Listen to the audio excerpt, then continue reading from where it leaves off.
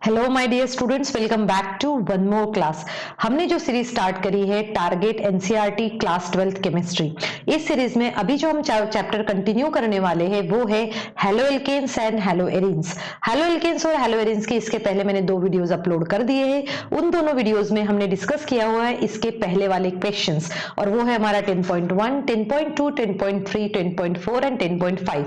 अगर आपकी NCERT new है तो उसमें ये नंबर थोड़ा सा वेरिएबल हो सकता है, बट अगर आप इसके चैप्टर वाइज जाएंगे तो आपके लिए बेटर रहेगा। तो अभी हम स्टार्ट कर रहे हैं 10.6। अब ये क्या कह रहा है, चलिए स्टार्ट करते हैं। Arrange each set of compounds in order of their increasing boiling points. Student, यहाँ पे जब हम इंक्रीजिंग बॉइलिंग पॉइंट्स की बात कर रहे हैं तो हमें पता होना चाहिए कि बॉइलिंग पॉइंट्स जो है, ये बॉइलिंग पॉइंट किस चीज के सबसे ज्यादा अफेक्टेड रहता है ना। हम बात कर रहे हैं बॉइलिंग पॉइंट की। अब बॉइलिंग पॉइंट जो है ये 2 फैक्टर पे डिपेंड करता है। सबसे पहले हम याद रखेंगे कि अगर किसी का भी मॉलिक्यूलर मास, कार्बन चेन का अगर मॉलिक्यूलर मास ज्यादा है, ठीक है, मॉलिक्यूलर मास ज्यादा है तो उसका बॉइलिंग पॉइंट भी ज्यादा रहेगा। ठीक है, मॉलिक्यूलर मास ज्यादा है तो बॉइलिंग पॉइंट ज्यादा रहेगा। और सेकेंड हम पढ़ते हैं कि अगर उसमें ब्रांचिंग है तो ब्रांचिंग क्या करता है, ब्रांचिंग जो है बॉइलिंग पॉइंट से इनवर्सली प्रोपोर्शनल रहता है। अगर ब्रांचिंग है तो बॉइलिंग पॉइंट डिक्रीज होगा। ठीक है, तो इस बेसिस पे हम स्टार्ट करते हैं।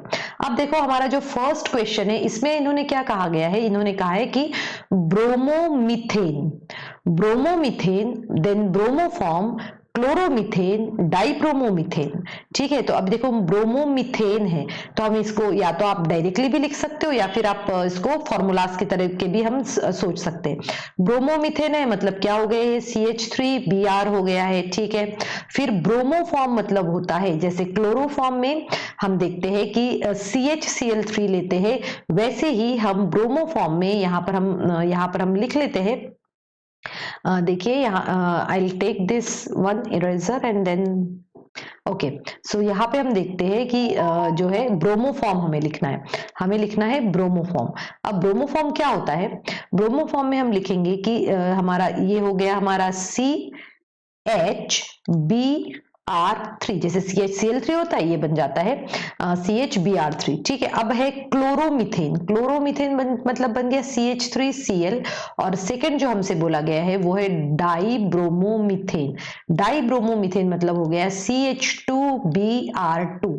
अभी बेटा इन सबसे पहले तो देखो इन सब में यहाँ पर Br है, यहाँ Br है, यहाँ Br है, यहाँ पे एक Br है, यहाँ पर 3 है और यहाँ पर 2 है, और ये जो है हमारा Cl है। तो इस सिचुएशन में आपको सबसे पहले क्या करना है कि हमें देखना है कि हमारा सीक्वेंस क्या होता है, FClBrI। इसका मतलब कि जो है जैसे हम जाते हैं तो इसका एटॉमिक नंबर बढ़ जाता है, एटॉमिक नंबर बढ़ेगा तो मतलब इसका साइज बढ़ेगा और इसका मोलार मास भी बढ़ जाता है।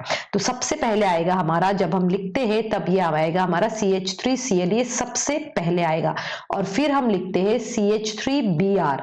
ठीक है, एक Br का मॉलिक्यूल है, उसके बाद में हम लिखेंगे CH2Br2 दूसरा, और लास्ट में हम लिखेंगे CHBr3। तो इस तरीके से हम इन तीनों को आराम से लिख सकते हैं, और हम ये कॉन्सेप्ट, ये वाले दोनों कॉन्सेप्ट अप्लाई करेंगे। अब देखते हैं हम नेक्स्ट में क्या कहा गया है, ये कह रहे हैं हमसे कि 1 chloropropane and isopropyl chloride 1 chlorobutane. अब देखो बेटा यहाँ पे अगर ध्यान से देखोगे तो ब्रांचिंग वाला कॉन्सेप्ट अप्लाई हुआ है। कैसे, देखो 1 क्लोरोप्रोपेन कहा है तो मैं यहाँ लिख लेती हूँ CH3 CH2 CH2Cl।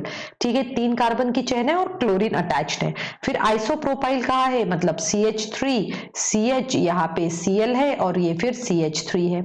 और नेक्स्ट कहा है 1 क्लोरोब्यूटेन, 1 क्लोरोब्यूटेन मतलब हो जाएगा ये CH3 CH2 CH2 CH2 और फिर Cl।